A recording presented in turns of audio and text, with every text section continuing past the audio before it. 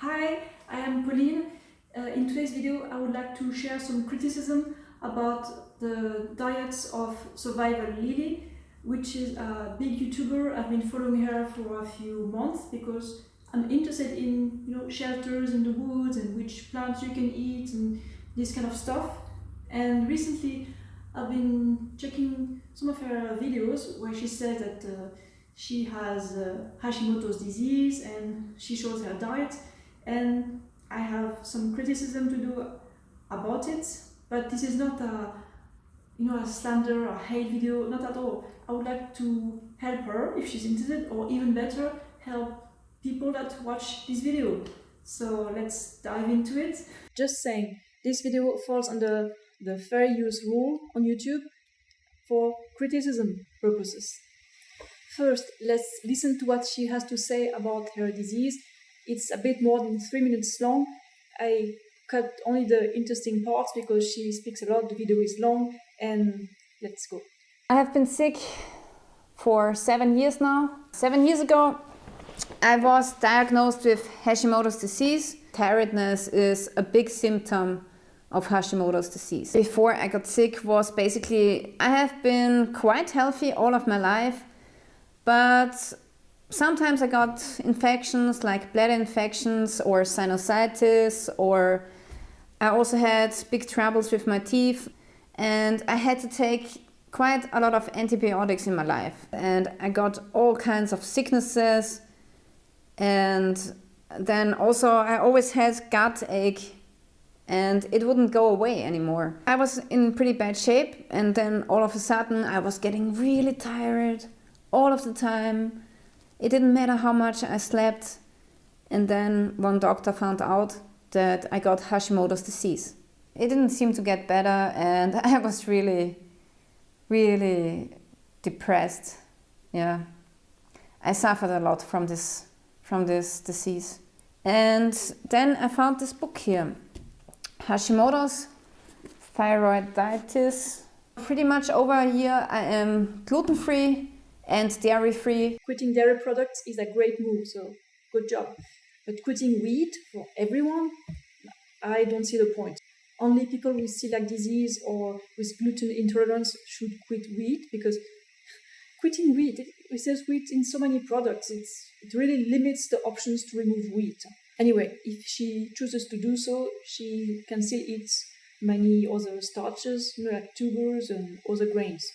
After 3 weeks of doing this diet, I felt really good. I was still a little bit tired because of the Hashimoto's disease, and I'm still hypothyroid, but still I felt so much better. And I could go for a walk again and do more videos in the forest, and it was really getting better, and I felt it. I felt that I had more energy again. And now I'm doing this diet for 1 year, and I feel so good. I can do so many things now, like I can do overnighters again. I can even go for really long walks. I can do some running. I go to a special kind of training 2 times a week now, physically training. And yeah, I'm getting really fit, and my tiredness is really small anymore. So I feel like I have 90% of my energy back, although I still have Hashimoto's disease. Now, besides the gluten-free and milk-free diet, I also took a lot of vitamins and probiotics. The thyroid medication that I'm taking, it comes from the thyroid of a pig. Did you hear that?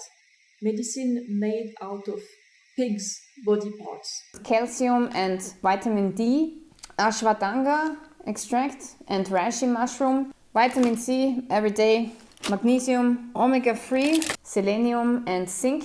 And also I'm taking a vitamin B complex, but it's empty, so I have to get a new one. Seeing that amount of supplements, that's crazy. Huh? Obviously, she's not getting the nutrients she needs from her diet. I don't think she eats many fresh fruit, but we'll see that later. A lot of medical doctors say that it's unhealable, it's treatable but unhealable.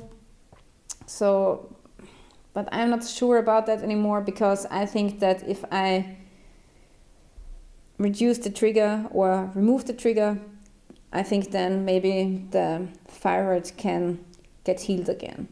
Okay, she read a book, and I found another video where she talks about another book. I have brought a book with me, and this one here is the Detox Book, and I'm already halfway through, and I think it's one of the most important books that I have ever read, so I can really highly recommend this to you. You will find a link in the description below. And this is basically a book about detoxing, how to detoxify your body to improve your health, stop disease and reverse aging. And at the beginning it basically tells you like very basic stuff about health and why we are living in an age where there's a lot of, you know, toxins around, and basically later it tells you how to detoxify. And there are a couple of different methods how you can detoxify. The first and probably most important one is fasting, so I want to try that a couple of days. But there are also other, detox methods as well. And I haven't done this for a very long time. The last time I have had a detox was when I was a student with 20 years or so. And at that time I once didn't eat for 6 days, and after that I felt great. So now I think it's time to do a detox again. What does this book promote? I have checked the Amazon page of this book, and it says a comprehensive handbook of detoxification therapies, including healthy nutrition, fasting, juicing, oxygen and heat therapies, exercise, and kidney and liver cleansing. When I hear fasting and cleansing, oof. Okay, anyway, let's see who is that man, the author. Okay, Bruce Fife. Okay, he's all about oil and ketogenic and keto, oil, coconut oil. I can see where it's leading. Okay, let's see what she's eating actually, because we still haven't seen her eat. So for you, I picked a video where she eats in the woods, and we're going to see her dinner and her breakfast.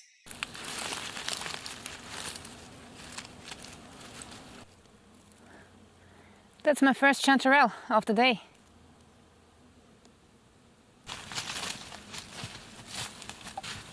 Okay, now I have to get up there again. This is some really good cardio training. Whew. Yeah, I like it. I want to stay fit.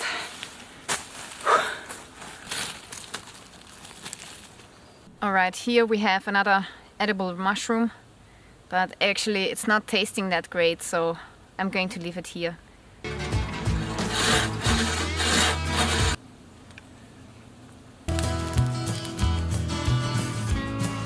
Today I'm eating organic pork. It comes from a pig that lived on straw and had a very healthy life, and it's without GMO.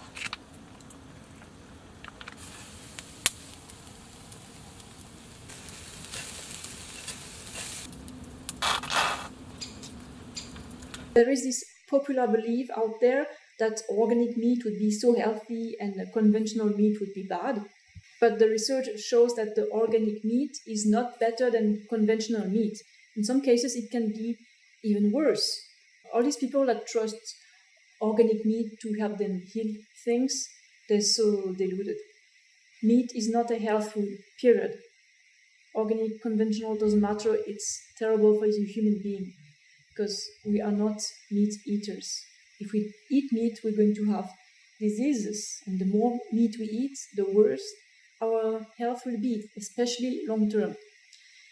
Okay, what else does she eat?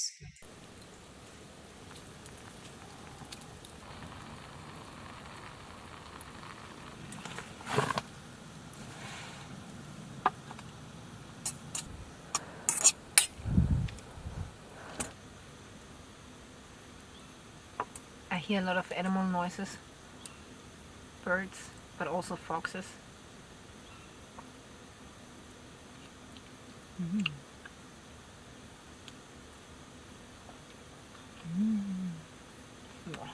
that tastes so good. Oh my god. My breakfast is 2 carrots, 1 banana and some leftover bread from yesterday.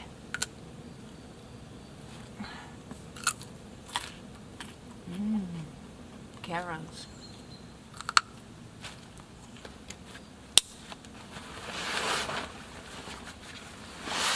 Okay, so she ate some more mushroom, a bit of bread, I suppose gluten-free bread, and she really enjoyed the carrots, as you could hear, because carrots are a bit sweet.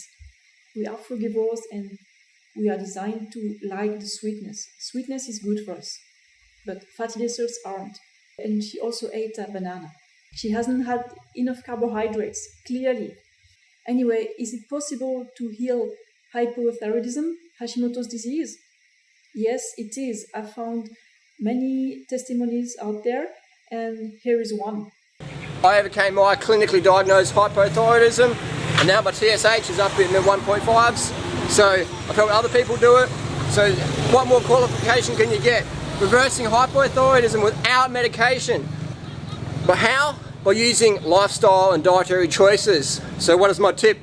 Low fat, vegan, or raw, ideally raw vegan, low fat, high carb lifestyle, aka 811.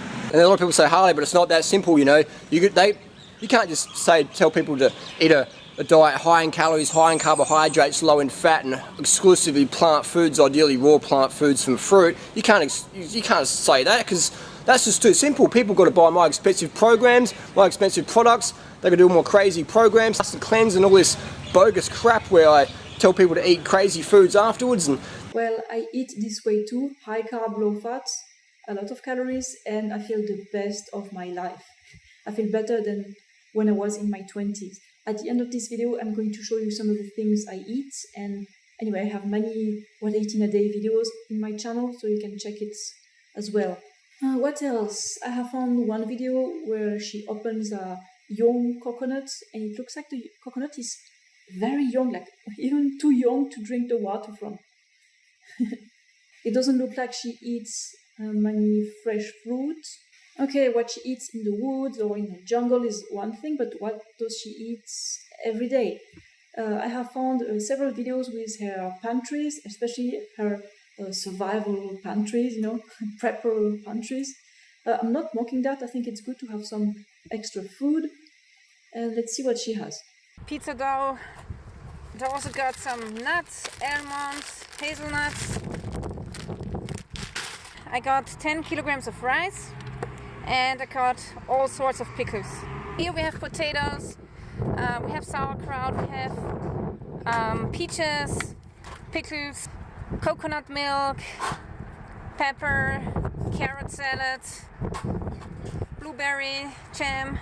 And here I have some rice, which is really nice, and also other stuff, tortellini, cornflakes, and gluten-free flour, and also I have some gluten-free couscous. So this is basically the cereal and rice box. Down here we have more flour and spaghetti noodles. All of them are gluten-free, of course, because I cannot eat gluten. Here we have some sugar. This right part is the sugar, and we still have plenty. So we are not eating a lot of sugar, and that's why I haven't bought any more. Then here we have the pickle section. So we have everything from peaches to apple, chili con carne, more pickles, cucumbers, goulash, then Preiselbeere. What's this in English again? I forgot the name. Peas, lentils, more fish. Although this one is really old, so we do not buy fish from the sea anymore. And we just don't want to support the fishing industry anymore. Yeah, here we have aiba, we have corn, pickled corn, then we have some coffee, sauerkraut, and more kraut, and spices, pepper salad, and carrot salad, some oils. Okay, so we are low in oils and vinegar, so I have to get more here. I also went to the pharmacy and bought some teas if you get sick, and also vitamins here. So usually we eat organic rice, but this non-organic rice is much cheaper, and that's why I bought it for prepping. If we don't end up eating these, we will feed them to the chicken of the neighbor and maybe get some eggs in return, or use this to trade for some other goods. Then we have our beans. They hold for a really long time.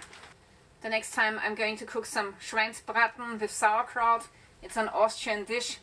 And then I can use this can here and make a rocket stove out of it.